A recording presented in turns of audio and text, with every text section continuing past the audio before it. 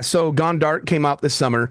It was the fourth book in my series, and it's all about. Well, actually, it's the first time I wrote something that kind of played out in the headlines thereafter. I've never had media requests like that. So the book literally opens with Montana's on fire, and there's a group of smoke jumpers. Which, by the way, if you're watching this, that's a real job. So if you decided you need a little more action in your life, there's a career you could sign up for where you literally are flown in and jump into the middle of wildfires to fight them from the inside out. And I heard that one day and thought there is almost nothing I'd rather do less than that. So I need to explore that. I'm so thankful there's people that do that job, but I mean, that sounds awful. So I thought, all right, well, that's got to be in a book. But the way I think a thriller writer's mind works is you're always like, but what if this? But what if this? How do you make that worse? So to me, I thought, what could possibly be worse than jumping into the middle of a wildfire to fight it?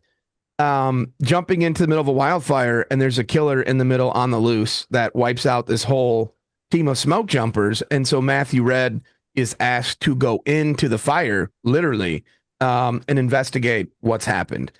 So, pretty tragically, right after my book came out, I think it was Idaho. We saw that it happened in real life. There was a psychopath, a murderer who lured firefighters in and then killed them. And it's so tragic and it's so awful.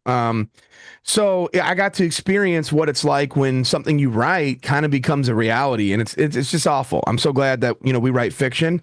And I would like to think there's a lot of Matty Reds out there to handle and take care of people like that. So yeah, it's a big book with a murder mystery in the middle of fire with a bigger conspiracy and a lot of action. And then I wrapped up and turned in the next book in that series is called Target Down, and that will come out next summer. So when the series starts, Gavin Klein is Matthew Red's boss, and this is a minor spoiler to anyone that hasn't read the first book, but he turns out to be Red's biological father, and Red knew that all along, but didn't always know what his dad did for a career. So theirs is a troubled relationship that I've been working on for now 5 books with Target Down.